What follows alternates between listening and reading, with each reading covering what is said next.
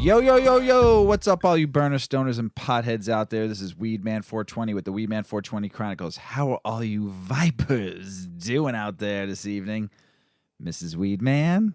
Yodelay hee hoo. You're high already. I'm high. We ate that edible. I'm cold. Maybe I need some hot chocolate. And maybe that's why I yodeled like the Swiss Miss chocolate girl. So, everybody, we're baked already. We didn't even smoke yet. Mrs. Weedman took some butter we had. It's half ghee, half coconut oil, and made what we call crispy creepers. And we ate one about 45 minutes ago. Yeah. Right? Oh yeah. And Mrs. Weedman's smiling already. I'm feeling all sorts of good. All sorts We're of high good. already. So I posted a picture on Instagram of the crispy creepers. They're Rice Krispie treats. I think they're delicious. Mrs. Weedman just said she could do better because in the middle she layered it with infused chocolate. So the Rice Krispies were infused, and in the middle the chocolate was infused.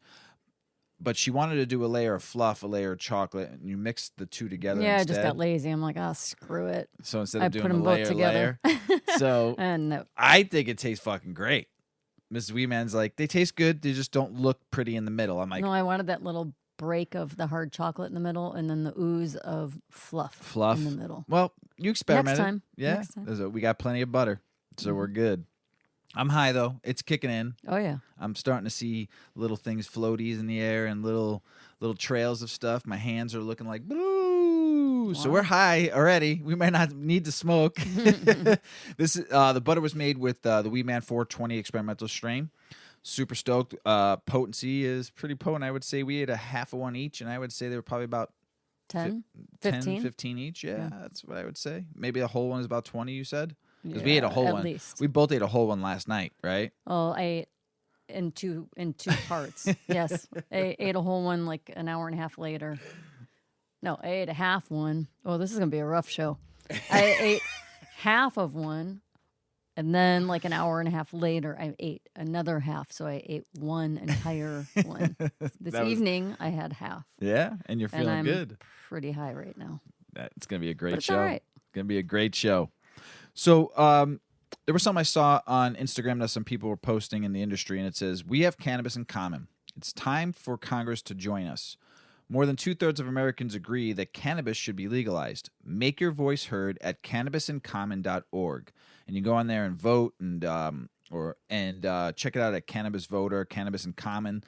I'm super stoked about this. They're writing senators. It's time. We all know it's time. And so go check it out, cannabisincommon.org. I think you all might like it out there and what they're trying to do for the cannabis community. I was in Akron, Ohio last week, and I met a new friend. I was there, and I met a pretty badass extractor. And if you don't know what an extractor is, it's somebody that makes all of the extractions for dabbing and for cartridges and hash and all that stuff. He's a phenomenal extractor. He's dope. And I posted a picture, and he rolled a 7-grammer, a monster of a joint. I mean, just monster. And It looked like a Cuban cigar. yeah, it was big. And he also gave me a 4-pack of some sours that I never had before. And this is from a brewery called 450 North in Indianapolis. No, not Indiana, Columbus, Indiana. And the beer we're drinking that he gave me 4-pack, and the one I'm drinking tonight, because Mrs. Weedman was iffy on it because it's very slurpy. It's called Terp Slurp Remix Slushy Triple X. It's very, very funky, like not in taste, but it has a lot of fruit in there, and it kind of looks like it can probably like make a puree. It looks like a smoothie. Yeah, it's got Like puree in there. Yeah, because it's Yeah. got double like- cherry, double pineapple over big stick popsicles and Nerds candy, and it's infused with pineapple express terpenes. Jeez. That's why Oh, I'm drinking terpenes, it. oh. Yeah, It looks like the consistency of tomato juice. it doesn't taste like it though. It tastes fucking delicious. It's just very heavy and very sweet. I like more of a jaw-jacking pucker sour, but this is very good. That's You know what quite he would a do with this? description. He- What a jaw-jacking, Sour, like where you You- get in the back of the yeah. jowls, like jaw-jacking. yeah, jaw-jacking. Like when you eat a sour candy, Yeah. it's like a warhead when you put like 10 of them in your mouth. Yeah, exactly. So anyway, his name is Broccoli Rob. That's his name on Instagram, and he's was fucking an awesome dude to hang out with, talk cannabis with, smoke. I was so baked. It went around like I don't even know how many times, and I probably hit that thing like 6-7 times. I stumbled, mumbled, rumbled back to the hotel room, and I called Mrs. Weedman, and you was making fun of me. I was. I'm like, your face is currently melting. It was melting. Where are you? I couldn't even open my eyes. I was talking to you, I think, with my eyes shut, like I was fucking high. Yeah. That is a good taste. And you said that someone suggested that you like freeze it and then make it like into a slushy and drink it. Did you already say that? Yes. Oh. I think so. Wow. I would make popsicles though out of it. You said that tonight on the show. I think I did. That's good. I don't know where I was. Well, if you made that slushy, that'd be really, really good. Or a popsicle too. Yeah. Would be dope. Yep. Yum. It's very tasty. It's good. What else do we do? You can make like a champagne mimosa with it. If you made ice cubes out of that beer and then have a glass of champagne and drop one of those cute little berry bomb. Oh yeah. It's good. Yeah. I don't know if I can drink a whole one. It's a 16-ounce can. I don't know if I can drink a whole one of it though. It's very sweet. Mm-hmm. And I probably will just sip on it the whole time, but it's good beer. Thank you, Broccoli Rob, for a wonderful fucking fat, super duper Oobie Doobie Newbie joint that you stuffed, and it was fucking badass. You baked me out of my mind. Thank you for this 4-pack of sours. I'm enjoying this one tonight. I appreciate you, Broccoli Rob. And Ohio, I appreciate you even more. So we did another thing too, didn't we? We got baked and we went and did pottery. We did. My first time ever. I made a... Mr. Weedman made like a ghost party. You know, like the movie Ghost with the pottery scene, the infamous pottery Yeah, but we didn't scene. do that though. We didn't do that. No, it was like bright lights. Yeah, and it a was lot of people. Bunch so of people, not but it was really fun. Quite the same thing. I made a uneven fucking cute. bowl that I'm gonna use for an ashtray. We had this young girl. She was a really good teacher. Yeah, and probably like a dozen people. Yeah. were there. Yeah, we got it was to do fun. pottery. I'd for never 2 done hours. it before. Yeah, It was and Mr. fun. Weedman screwed up at one point, and he got so frustrated. I did. Just forget it. Well, but he made a pot. My in his first one I class. made came out Yeah. good, and then the second time I was trying to do it, and the clay got all screwed up, and I had to like dump the clay, and then I did it again. I screwed up again. I'm like, and we ran out of time, and I was like, oh, this sucks. But I got to still make one. I made one out of a tree, so That's cute. Wasn't bad. And you made 2 nice bowls, right? Mm-hmm. They were Yep. cute. Yeah. So we got to pick them up in 3 weeks. I'll put a picture because I put WM420 in there for mine because I'm a goof. So, all right. You ready to get the show started? Yeah, let's It's going to be do an it. interesting one. We're baked. Mm-hmm. What is PGR cannabis and how can you spot it? In a mad scramble to capitalize on the higher demand for weed due to increased legalization, some cultivators have resorted to questionable growing methods. Now, we've talked about PGRs in prior episodes. This is just more information that I'm trying to get and to learn. Because there's some people that say PGRs are fine. Some people say PGRs are not fine. I grow my own, so I don't use PGRs. But arguably, the most notorious of the cultivation hacks is the use of PGRs. Short of plant growth regulators, PGRs are artificial hormones that can alter a plant's development. The good news is they are frequently employed to help increase cannabis bud production.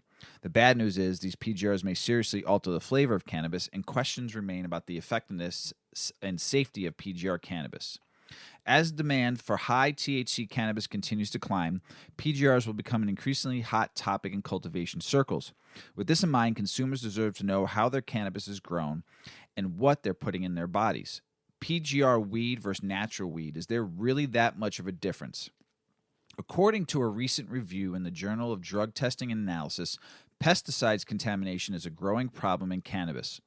On a molecular level, researchers have found traces of various pesticides and PGR molecules in various samples of cannabis. Therefore, if someone is consuming PGR weed, these phytohormone chemicals are surely getting inside the body, the effects and which are largely unknown.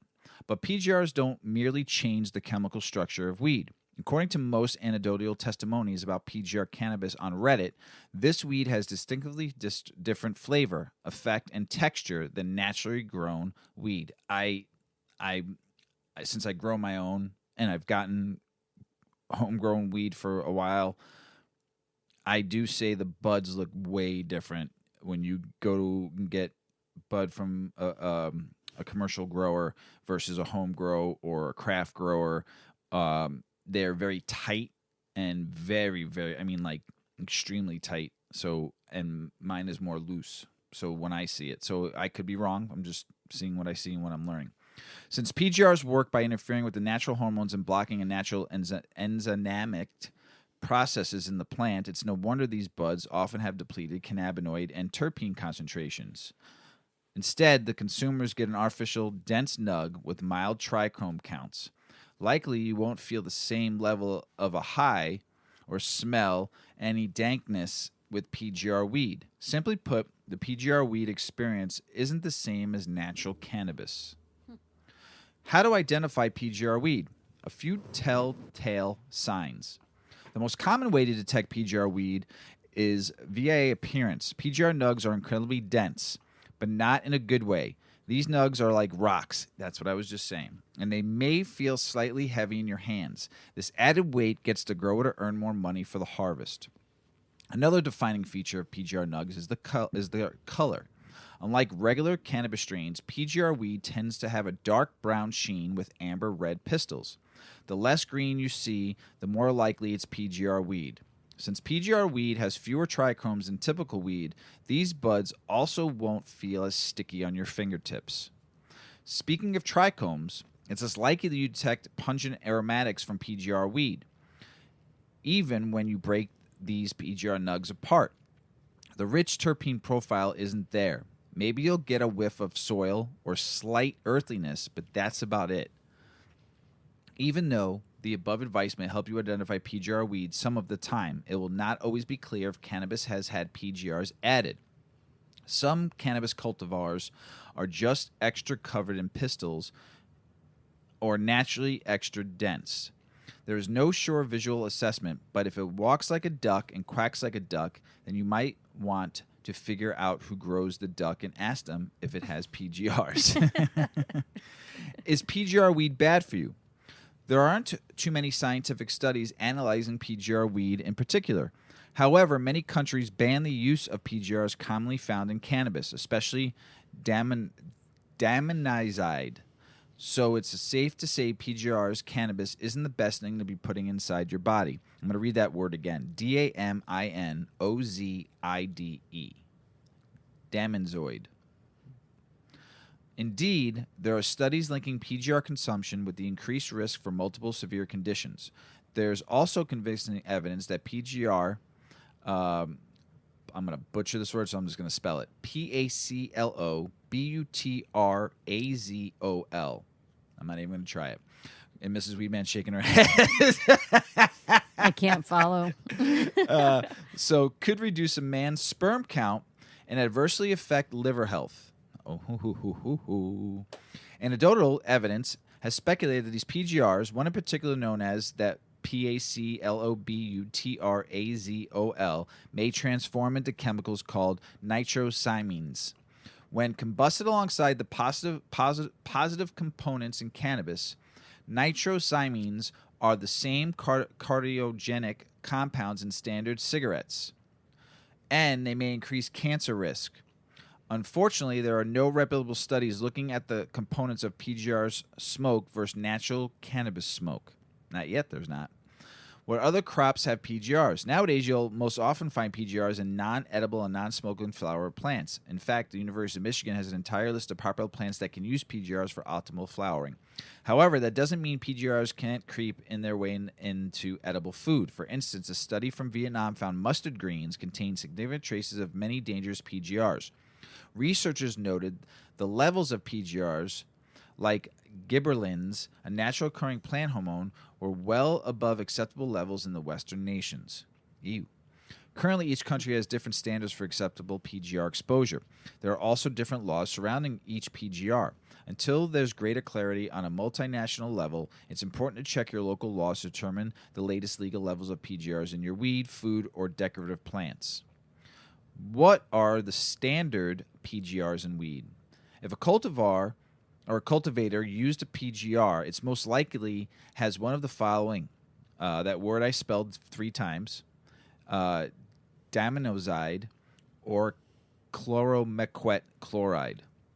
Of these three, the one I spelled for you 3 times is the most common. According to the latest reports, the PGR works for interfering with natural cell growth instead of elongating cannabis cells, divide rapidly to create artificially dense nugs.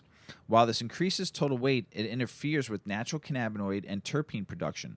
As mentioned above, there's evidence that has long-term health effects on male reproduction and liver health. I'm going to try to pronounce this word, or let's call it PBZ. May also turn into a carcinogen when it's heated. Damonazide is the next most common PGR in weed. Damonazide may increase cannabis bud structure by cutting off growth pathways to the plant stems and leaves. Banned by the U.S. EPA for use in food crops, damonazides is permitted to use in ornamental plants, but is still listed as a carcinogen in California and considered by the EPA to be probably human carcinogen. Another name you may also see for damonazide is Alar, which was the brand's name the product was sold under. Alar. Although chlorumquat chloride isn't as well studied as damonazide and PBZ, but can have a similar effect overall by retarding effects on stem and leaf growth. There are substantial concerns about the safety of chlorumquat chloride exposure in humans, but the EPA still permits it to use in crops not intended for human consumption. U.S. health authorities believe high dose of chlorumquat chloride could provoke significant eye, throat, and heart issues. Do cannabis farmers need to use PGRs? PGRs are essential for healthy cannabis growth. Aren't essential for healthy cannabis growth. Sure, these chemicals make growing big buds easier, but there are other ways farmers could increase yields or profits without putting consumers' health at risk. Indeed, it's worth mentioning that not all PGRs are bad. The type of PGRs mentioned above are the non-organic compounds. There are, however, plenty of more natural, non-toxic PGRs that stimulate plant growth. For example, is kelp, chitosan, and tricontanol, Tracontanol. Such big words today. These are generally considered safe and can be effects similar to the synthetic PGRs. There's also fascinating research taking place in using plant growth promoting rhizobacteria, PGPR, to positively influence a cannabis plant's growing environment. You can think of these bacteria as probiotics in the plant world. While these friendly bacteria may not directly stimulate growth, they seem to offer benefits like increased nutrients absorption and higher resistance to mold. Experimenting with PGRs appears to be a safer, more natural way of increasing yield without resorting to unnatural PGRs. But beyond what goes into the cannabis grow medium, cultivators need to consider how they're growing the plant. Recent reports suggest PGRs are more likely in the artificial growing environments. Indeed, most cultivators who rely on PGRs are growing their cannabis indoors hydroponic systems. By contrast, people who grow cannabis outdoors have a lower incidence of using PGRs. Beyond that, some farmers are not even aware they're applying PGRs because some yield-enhancing products contain them, but they are unlisted. Ooh. This is a violation of EPA regulations and labeling standards, but the cannabis plant nutrient market is a highly competitive in farming. Even cannabis farming is notorious for having tight margins. Some farmers will use any product they can to maximize their return on their long laborious investment. Therefore, increased investment techniques like regenerative outdoor farming may also help to reduce the need for excessive PGR use. While it's not possible to grow cannabis outdoors in all environments, it's worthwhile learning how regenerative farmers work with the land to produce the signature artisan-grade buds. The final word. The first steps towards combating PGR weed is to spread awareness. The more people understand the consequences of using PGRs, the more likely they will shift towards more sustainable cultivation practices. Public pressure could also force cannabis growers to publish third-party lab results with PGR percentages. These reforms, plus an increased focus on regenerative growing techniques, should help the cannabis industry scale without resorting to harmful chemicals. That was a long article, but you know what? I've talked about PGRs before, but as I learn more and go in more depth, I want to make sure you get all the information. So, the first time you smoked weed, did you feel it? I don't know. I don't really remember the first time. They always say the first time you smoke weed or the first 1 or 2 times you don't get high, especially the first time. That's what they say. I got fucking ripped the first time I smoked weed. So I mean, I don't know, but tell us about it, Mrs. Yeah. Weedman. Well, this article here says that if you're new to cannabis, you need to know about weed sensitization period. If you're just starting to experiment with cannabis, it's important that you understand why you may not be getting high right off the bat. The first time people smoke weed is usually a weird experience. While some might get paranoid, giggly, or instantly stoned, there's a large group of people who smoke weed and feel nothing. Despite what we know about cannabis tolerance, basically, the more you're exposed to cannabis, the less it affects you, this phenomenon of not feeling anything the first few times you smoke affects more people than you might imagine. Experts have different theories about why this happens. One of the most prominent theories states that in order for people to experience weed properly, they must first learn how to do it correctly.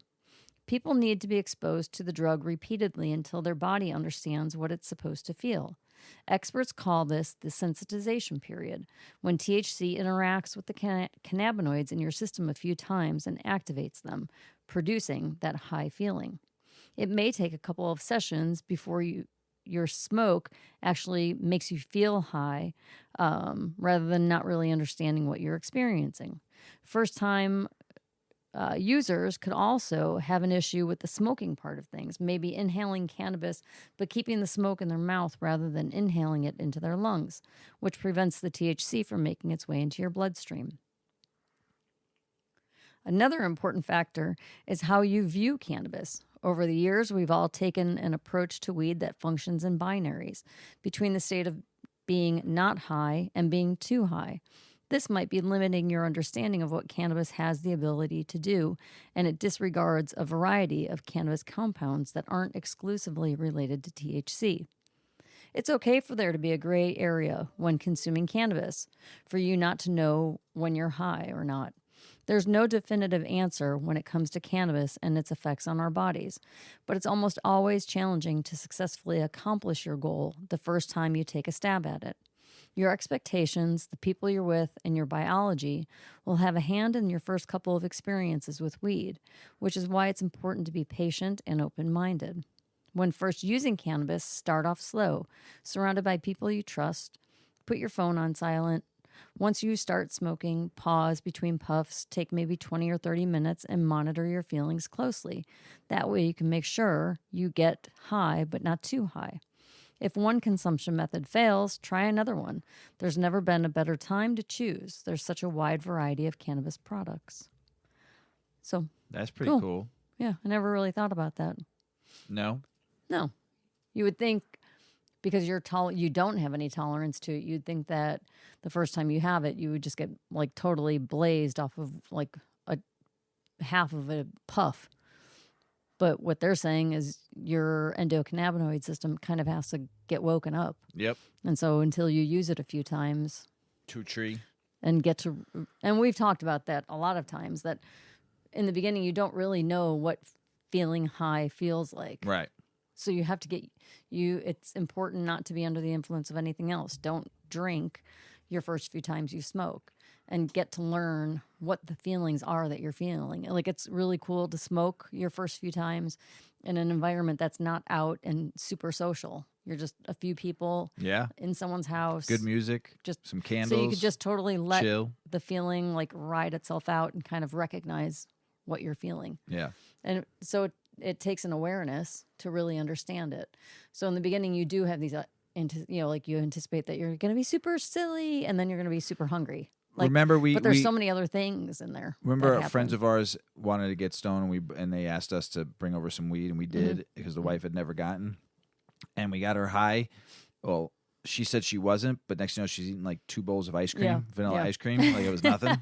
And she's like, I don't feel anything. I'm like looking at her, I'm like, you just ate 2 bowls of ice cream. Yeah. I think you feel something. So yes, it's very weird because you don't, like you said, you don't know what you're supposed to feel. Right. You have all these like ideas, right? Because you've seen movies and you hear people talk, so you have these premonitions of how it's supposed to be. But there's a lot more involved. Like you don't decide how you're going to ride that wave. It's just the strain of cannabis that you smoke. 100% will take you different ways if you allow it. Like I said, I was high as hell. I think there's like an overall general high and low part of smoking. You get like super high, you kind of peak, whether it's a like a body high or a head high. You get up there, and then it's just this nice steady decline, Right. right? And then you either go back up on the ride again, or if you have an edible, it's just more straight across. Right. But you could go like get wound up silly, and then you could get like really like creative or deep thinking. So it's, I don't know. There's a lot to it, and there's a lot to learn. Yep. About Especially how you're people feeling. just starting out. You Yeah. know. So, There was an article that was leaked last week. Leaked document shows how the legal weed could go horribly wrong. This is a fairly long article. I'm probably going to skip through some parts, but if you want to go read it yourselves, it came out on the U.S. News. A guy by the name of Chris Roberts wrote it, and so there's a lot to this article that could go wrong. So let's get started. As an emerging industry with sky-high revenue projections, lofty social justice promises, and ground rules currently being written from scratch, no businesses in America prompts ready comparison to Silicon Valley like legal cannabis. But through analysis project legal weed sales to balloon from $17.5 billion last year to $70 billion by 2028. Exponential growth fueled by the beginning of the adult use sales in the East Coast states like New York and the potential of legal national market as the U.S. senators for the first time seriously debate federal legalization. Cannabis businesses in legacy West Coast states like California, Oregon are struggling. Among other problems, they're being squeezed by high taxes, low margins, and oversupply as companies large and small rush to enter the fray. To avoid the uncertainty and to guarantee high profits, the country's biggest cannabis companies, some of them publicly traded with valuations in the billions of dollars, are angling for regulations that would see government hand them what critics say is a near obligatory, according to sources who leaked an internal document and to the Daily Beast. They don't want to compete, claimed an industry insider who provided the privileged and confidential document. A presentation dated June 17 titled Intentional Federal Regulations, given to the Policy Committee of the United States Cannabis Council, a Washington lobbying group representing some of the country's biggest cannabis companies, to the Daily Beast. The source spoke under the condition of anonymity for fear of being removed from the organization and suffering other professional repercussions. Leadership from the USCC, a Washington, D.C.-based lobbying organization that spent $337,500 so far this year lobbying the Senate, according to recent filings, and whose members include major cannabis companies. I'm not going to read their names. You can look it up. And rejected the characterizations of its policies as false. Most significantly, they said the presentation, which actually suggested nationwide cannabis legalization without careful rules, could produce a big tobacco-style company in cannabis, and the current companies are bulwark against that. It was merely a third-party pitch the organization didn't accept. In a statement, Stephen Hawkins, the organization's CEO,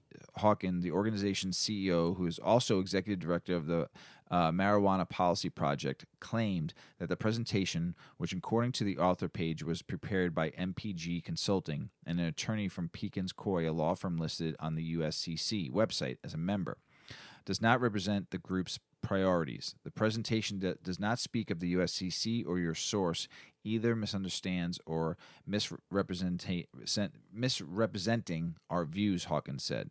Unlike on the West Coast, cannabis legalization in the Midwest and East passed by state legislature rather than by voter initiative, has often come packaged with strict government limits on how many businesses will be issued licenses to grow and sell the products.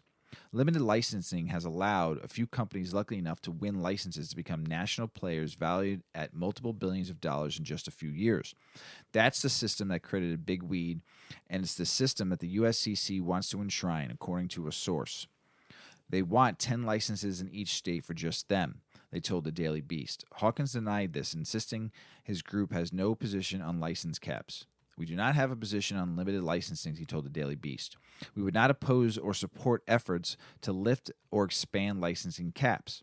Our top concern is a successful national transition to legal regulated cannabis, he added later. Maintaining existing programming during the transition will help prevent significant disruption in the marketplace, safeguarding consumer safety, tax revenues, and social equity programs while helping prevent a windfall for the illicit market.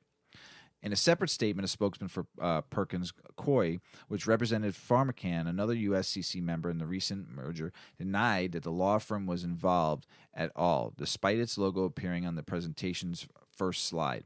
The spokesman did not explain the discrepancy. Sal Barnes, the managing director of MPG Consulting, the presentation's lead author, also denied that this group advocating for anything resembling a big weed bake, because I took a hit of that weed. Oligopoly. That's the word I'm trying to pronounce. Sorry, everybody. This presentation does not advocate for a limited license system in any way, neither in its delivery or context, he said. My assumption is that your source is based in a large production state such as California or Oregon and has personal vested interest in exporting cannabis nationally as soon as possible.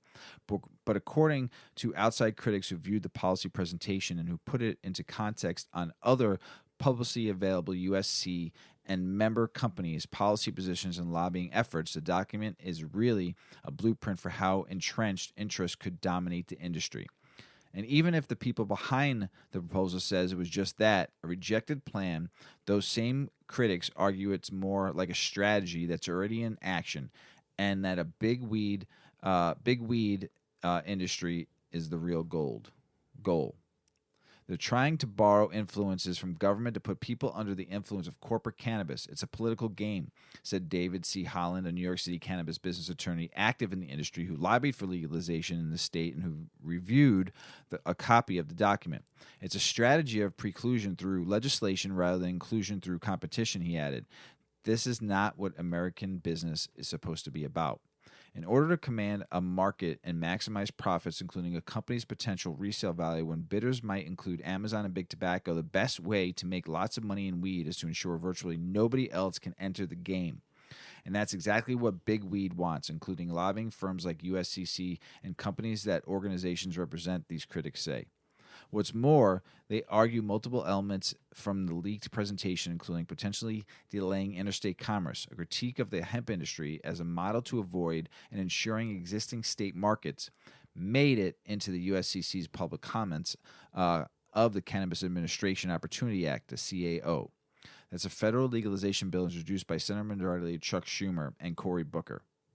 So let's go down a little bit more to this. Like I said, it's really long, so I don't want to keep on going, but go on and read it. It's really interesting, and it's what we've been talking about on the show from other articles we read in the past about corporate cannabis and big weed and tobacco companies want to get in and alcohol companies getting in, and governments want big tax dollars, and the federal government playing games with us, because there's like 5 articles I'll probably talk about in this episode that all talks about now governments putting it all together and going to the federal government. 3 different now bills are trying to be passed. It's a game, and that article explains it. So Biden administration will keep denying public housing over cannabis despite Congresswoman's request. The U.S. Department of Housing and Urban Development, HUD, says it's required to continue denying federal-assisted housing to people who use cannabis, even if they're acting in compliance with state law. Representative Eleanor Holmes Norton, a Democrat of D.C., sent a letter to HUD to Secretary Marcia Fudge in May, imploring the department to use executive discretion and not punish people over cannabis in legal states. The department's response letter, which Norton released on Tuesday, says that's consistent with federal law. HUD prohibits the admission of users of cannabis to HUD assisted housing, including those who use medical cannabis. In a silent relevant statute, and reiterated that the department must prohibit admission to HUD rental assistance program based on the illegal use of controlled substances, including state legalized medical cannabis. So I think it's fucked up. They're not doing anything wrong but smoking a plant, and whether it's legal in the state or not, if people are using it for medicine, they use it for medicine. It's fine if they drink alcohol in your place. Most people that drink alcohol in your place, they destroy it. So they get drunk, they put holes through the wall. People that smoke cannabis, man, they're just chilling. So you get a little incense burning through the wall. So what? It smells good, man. Don't kick people out of their homes. That's wrong. There's supply chain problems going on that's impacting the cannabis industry right now too. So be patient. I know it all sucks out there. You're gonna see it in prices. You're gonna see it on the shelves. Yeah, it's not just what we're hearing. The cannabis industry is getting hit with it too. So, new Oklahoma medical cannabis rules include changes to pre-rolls and testing. Don't fuck anything up over there, Oklahoma, please. It's so good. Jersey to start accepting adult use cannabis applications in December. Go Jersey. West Virginia opens first medical cannabis dispensary on last Friday. Good for them. That's awesome. Yeah. Montana cannabis regulators must reevaluate rules. State law make it say, man, Montana, come on. Get your shit together. You guys, man, passed it. Just, man. Ohio Senate bill would allow medical cannabis for any patient who can reasonably be expected to benefit. Come on, Ohio. Go wreck, baby. Make it right. There was some articles in the last week or two. Virginia governor's going to be a Republican now. And there was a lot of people saying that he was against cannabis, but him and his crew and his team said they're not. So it looks like in this caption that I read, Virginia Republicans open a faster launch of adult use cannabis market because it wasn't going to start until like in 2023. So it looks like they're going to make it a little faster. That's good news. Don't fuck it up. Michigan, another record month, 163.5 million for rec and med together. Crazy, man. Let those home growers grow. Let those caregivers grow. Illinois craft growers struggling to get out of the gate now that they have their licenses. So I read a couple articles on this, and they got the license, but they don't have the funds. And some of them have 5,000 square feet. Some of them have 14,000 square feet to grow licenses. And, they're having trouble. They're having trouble. They need investors. They need investors or the bank, because you can't get loans from the bank. Right. So some of these projects can cost up to $10 million to get it done for 5 or 14,000 square foot grow. It's going to take some time to get everything up and running. So you need to have a bankroll. You need some capital. Yeah, you need some capital. So, and a lot of these people who got the licensing, especially ran out of funds once you get especially social equity licenses that went out. A lot of them don't have funds, and man, I feel for you. You know, you got something good, and you want to do something good with it. I don't know, investing. Get 100 people together. Yeah, it's enough. If you do it right, I mean, you could do it right. You know. You get 10 people that can do $1 million. It's 10 investors, and they just all run the company. I don't know, maybe.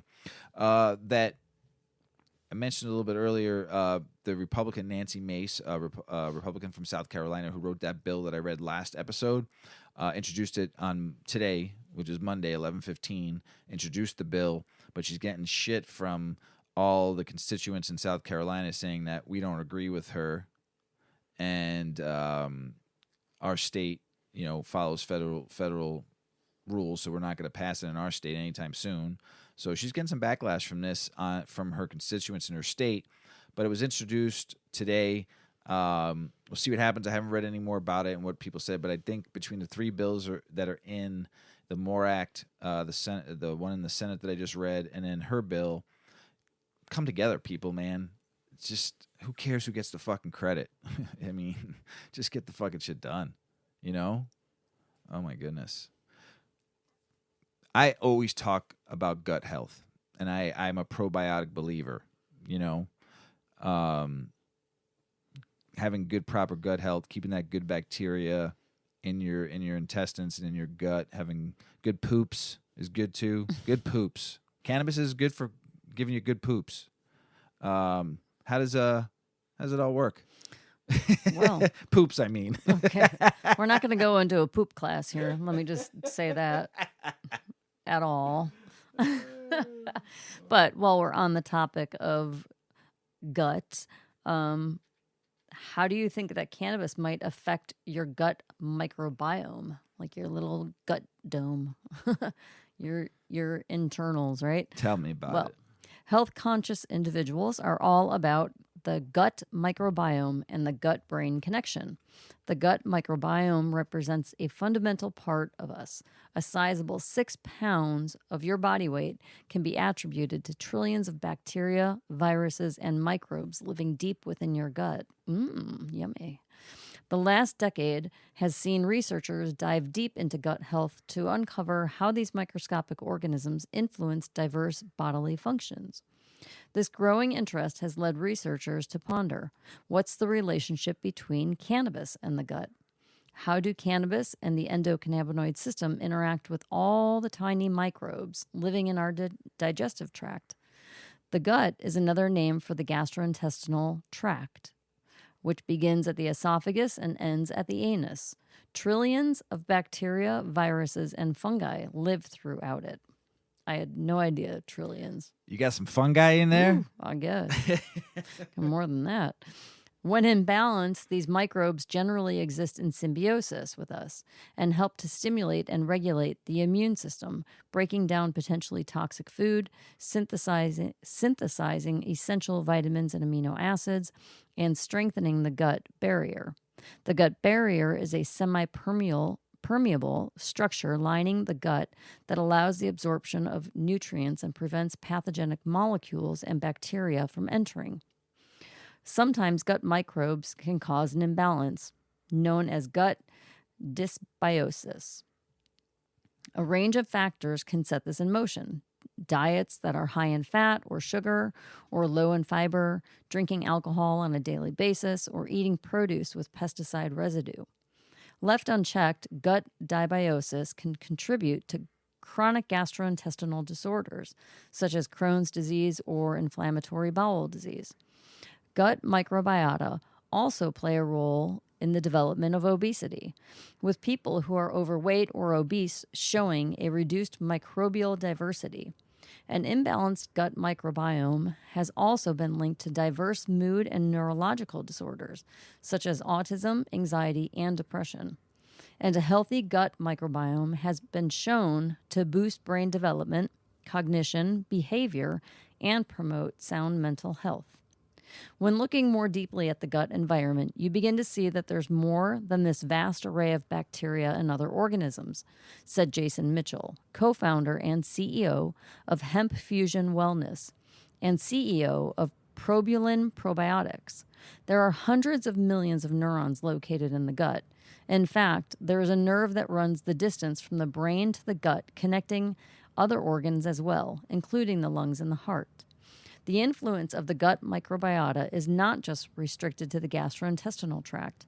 This community of microbes also exerts a profound influence on vital processes in the brain, and vice versa. This biodirectional flow of information is known as the gut-brain axis. Gut-brain communication plays a fundamental role in gastrointestinal health, thinking and decision-making, and emotions. For example, you may experience the gut-brain connection if you feel nervous before a presentation and get butterflies in your stomach, or if you lose your appetite when you are anxious. The endocannabinoid system is a major system within the body that helps to regulate mood, emotions, pain, appetite, and responses to stress. It's composed of cannabinoids that naturally occur in the body called endocannabinoids, and this system extends throughout the brain, organs, connective tissue, glands, immune cells, and gut plays a central role in maintaining a balanced gut microbiome and also regulates vital gut functions. Endocannabinoid receptors in the gut help to regulate and support homeostasis, with functions such as the movement of food through the gut, digestion, inflammatory response, and even immunological responses, said Mitchell. The gut microbiome can also affect the endocannabinoid system, which is interesting. It goes both ways. Dr. Dustin Sulak, medical expert on cannabis and founder of Healer.com, said there's evidence that poor gut microbial health can detrimentally affect the endocannabinoid system. A 2020 mouse study found that a dysbiotic gut microbiome threw the endocannabinoid system out of balance, triggering depressive behaviors in mice. Really? Yeah, crazy. Poor mice. The endocannabinoid system also plays a role in regulating the brain-gut axis and helps communicate changes in the gut to the brain. An imbalanced community of gut microbes can affect the function of the endocannabinoid system and lead to dips in moods. Similarly, a balanced gut microbiome may continually contribute to a healthy endocannabinoid system and a positive mood. Evidence is mounting that cannabis may support a healthy gut microbiome, gut-brain communication, and robust gut health in general. Cannabinoids in cannabis can interact with the cannabinoid receptors in the gut, and the plant has been used for a millennia to treat the symptoms of inflammation and gastrointestinal disorders, including abdominal pain, cramps, diarrhea, nausea, and vomiting. It also looks like THC might be able to alter the gut microbiome to protect against weight gain. When obese mice were given THC, they retained their lean microbiome and didn't become obese. THC also helped reduce certain symptoms associated with obesity, including low-grade inflammation and gut permeability, which results when toxins or bacteria leak from the gut into the bloodstream. As for human evidence, one study found that the cannabis user's microbiome had fewer bacteria associated with obesity, said Sulak. This finding could help explain why frequent cannabis consumers are less likely to be obese than non-consumers, even though THC is known to provoke cases of munchies. Nice. Other fascinating research suggests that cannabis can help treat alcohol use disorders that detrimentally affect the gut microbiome. Excessive alcohol use can contribute to gut inflammation, the suppression of immune cells in the gut lining, and the overgrowth of harmful bacteria in the microbiome. The combined effect of this damage can also lead to leaky gut or gut permeability, where food particles, bacteria, and waste products seep directly into the bloodstream. The study's authors reported that CBD and cannabis in general can reduce gut permeability, regulate gut bacteria, and lower gut inflammation. In one 2019 preclinical mouse study, a combination of THC and CBD was found to promote healthy gut microbiota and high levels of certain short-chain fatty acids in the large intestine, which promote immune function and boost metabolism. These acids can also help maintain a healthy nervous system and enhance communication between the brain and gut. So, cannabis can contribute to gut and brain health in other ways too. Cannabinoids have been found to stabilize the blood-brain barrier and reduce both gut inflammation and neuroinflammation. Inflammation in both the gut and brain can adversely affect brain health and function. The relationship between cannabis, the endocannabinoid system, and the gut microbiome is complex and important, and we've only just begun to scratch the surface of it all, said Sulak. Gut health. Gut health. How many times did you practice some of those words? I did do some pronunciation checks, I'll say. Like, what? I was like, she did those pretty fucking good. I did practice a couple words, Mr. Weedman. I'm high. I'm really high. I smoke more of that green crack. We both, when we talking for a really, I feel like I just told a 5-hour story. And did I lose people at hour 2? Anybody there? Hello? Come back. Come back. You're crispy creeping out. Was that really long? No, you're good. I wasn't talking forever. It felt like it. It felt. Right? See? No, I'm just kidding. I'm just kidding. We keep saying we're going to shorten up the show. We're good. 5 minutes here, a little 5 minutes there, and then we just get going. Just you know, that's why there's just so much information. That's why I cut that one article out. Yeah. I mean, I could read more of it next time. I got another long one. Nah, cut it down. It's all right. We'll make it work. International news, Panama would become the first Central American country to approve medical cannabis. In 90 days, they're having the law ready and becoming the first country in Central America to allow the use of medical cannabis. Good for them. Panama. Vice News visited South Korea, and there's a little... South Korea is very, very... their laws on cannabis, you can go to jail for like smoking cannabis for like 5 years. It's crazy. Just smoking it. Being found with it, any of it is 5 years, done. Jeez. But there's a little like zone. That's pretty stupid. Yeah. There's a little zone, though. In 2020, South Korea designated the country's southeastern province of Gyeongbuk as a regulation-free zone for hemp, making it the center of the country's cannabis industry. The city of Andong in the province, which has traditionally grown hemp fabrics for thousands of years, has since been the hub of the project. It's pretty cool. There's this young gentleman. His name is Kim So-bin. He's 28, the CEO and co-founder of South Korea's startup Imagination Gardens, grows cannabis in the special zone. And I think it's pretty cool. He's a young farmer. He's very ambitious. He said it's not easy, but they're doing it. And he's got some beautiful plants. The picture behind him, it's all indoor grow, looks like. So pretty cool. Go South Korea, man. Just get it, decriminalize it, though. Cannabis in Israel is an update. They're saying that wreck won't happen for anytime soon. So that was it on that one. That's all I wanted to read. I felt bad. Uruguay, the first country ever in the world, the history of the world, to make cannabis legal fully. The government is evaluating selling cannabis to tourists, and the principle would be in their pharmacies. So it's not passed yet, but if you go to Uruguay, which I want to definitely go, and smoke some good weed there one day. So cool. Go Uruguay. Make it available to tourists. Veterans Day was this last week, right? We didn't get a chance to do the show during Veterans Day, but you got something to talk about, right? Yep, I do. I've got an article here about the cannabis industry rallying support for our nation's heroes on Veterans Day. This Veterans Day, we honored those who have served, as well as the cannabis and veterans' rights organizations who support them. Veterans Day is a powerful annual observation of those who are serving or have served in any branch of the United States Armed Forces. Originally named Armistice Day to note the first anniversary of the end of World War I, it wasn't until 1954 that President Dwight D. Eisenhower changed the name of the holiday to Veterans Day. Our country has spent over 65 years annually recognizing those who have served their country, as well as those who have fallen during the line of duty. But it's no secret that countless veterans have returned home with medical conditions they struggle to treat. Tragically, many die by suicide after they return home.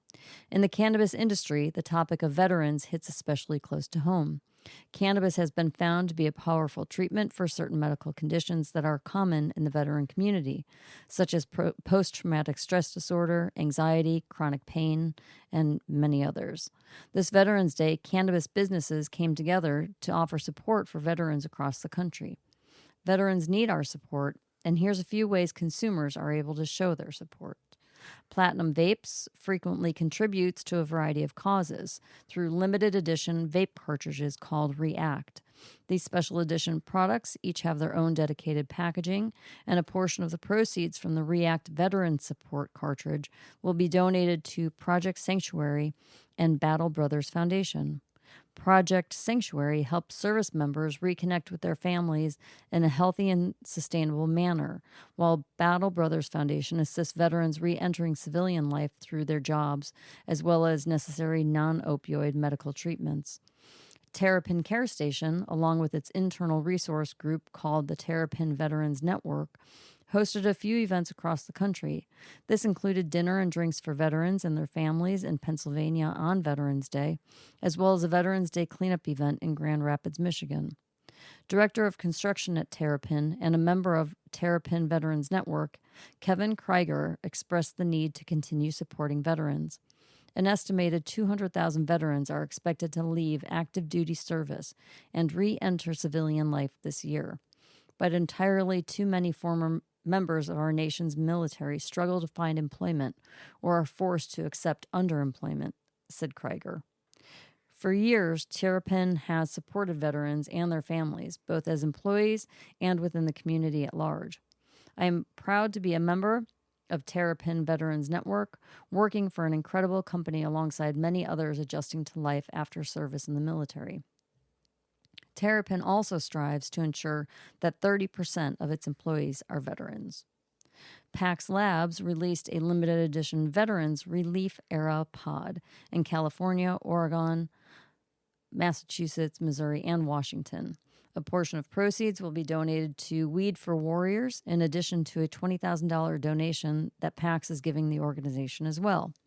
PAC's Chief Operating Officer, Steve Jung, is a former U.S. Army captain and fully understands the necessity of supporting fellow veterans like himself. As a veteran myself, I know how urgent it is for us to advance veterans' access to cannabis, both as a basic right and as a medical alternative, said Jung. This Veterans Day, we're thrilled to be launching Veterans Relief Pods with partners across the U.S., benefiting Weed for Warriors and donating a portion of our device sales in Canada to Wounded Warriors, two leading voices advocating for veterans' health and rehabilitation. Tory Holistics in San Diego, California, hosted a special pop-up dedicated to veterans.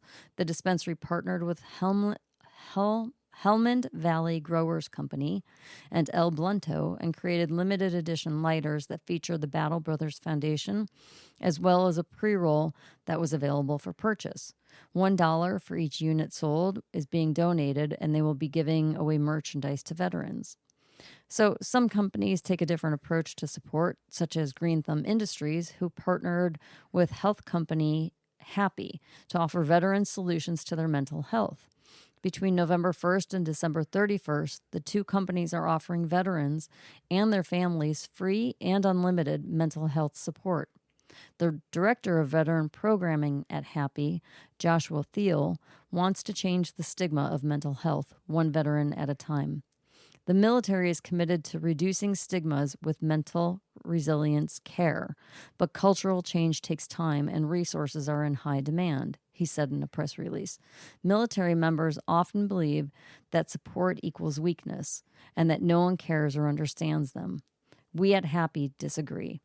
Happy is expanding our support network to help turn veteran trauma into wisdom that helps veterans excel and ultimately maximizes their happiness. Cannabis industry support isn't limited to the United States either. In Nova Scotia, Canada, Aqualitas Incorporated has partnered with Veterans for Healing Limited to create a personal service for veterans. This includes efforts to educate, assist, and onboard veterans across the country, but also working closely with the veteran community to create cannabis products geared directly at treating their ailments. Over the years, the veteran community has made it clear that they need and deserve a reliable supply of consistent quality medical cannabis and a supportive client care team, said CEO of Veterans for Healing, Rob Gowans. Our collaboration with Aqualitas is a powerful way to deliver this medicine to veterans and to work as part of a team with a truly patient-centered licensed producer to further assist veterans on their healing journey.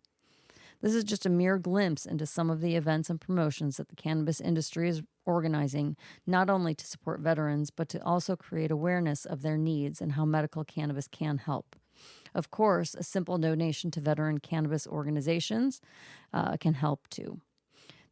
These organizations work not only to help veterans individually, but also support and fight for legislation that will continue to assist veterans well into the future. Unfortunately, the United States Department of Veterans Affairs has not been a strong supporter of medical cannabis as long as it's federally illegal, since it recently rejected cannabis research efforts.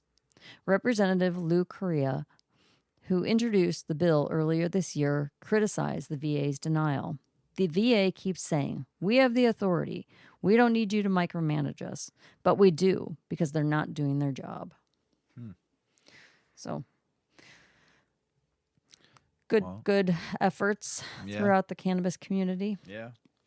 So thank you, veterans. Thank you.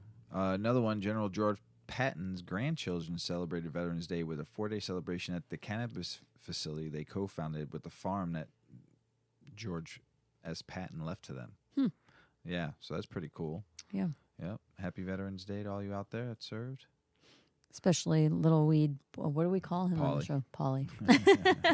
He's a veteran. Yep. Breaking news just came on my feed. Indiana Democrats pushing to legalize cannabis. Possession of cannabis in Indiana is currently punishable by up to 180 days in jail and up to $1,000 in fine.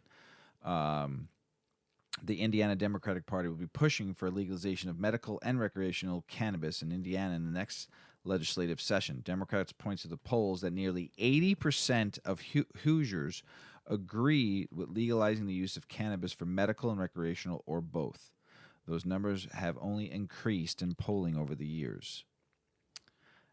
man, I told you what you guys should do on the last episode. Not last one, but a few episodes ago. Just decriminalize it. Let people home grow. If you don't want to have people dispensaries up and cultivators, you're in the red. You're not in the red when it comes to taxes. Sorry. You have a surplus of tax money, so you don't need the tax money from cannabis. Let people home grow. Let people learn to do it themselves, like Luxembourg did. Become the first state in the country to do it differently. And just decriminalize it. Let people home grow. Let people trade weed. Let it become a free plant. You grow a fucking shit ton of corn in that state, so let people grow weed. They're probably already doing it already, and you don't even know it. So, come on, Indiana, be different. I like your state. I like going down to Indianapolis and having fun down there. Great restaurant down there called the Great Divide, by the way. That pull off the bone ham, an English muffin with Gouda cheese and a fried egg. Mwah! It's so good. Seth Rogen and Sarah Silverman partner with cannabis businesses to press senators for legalization.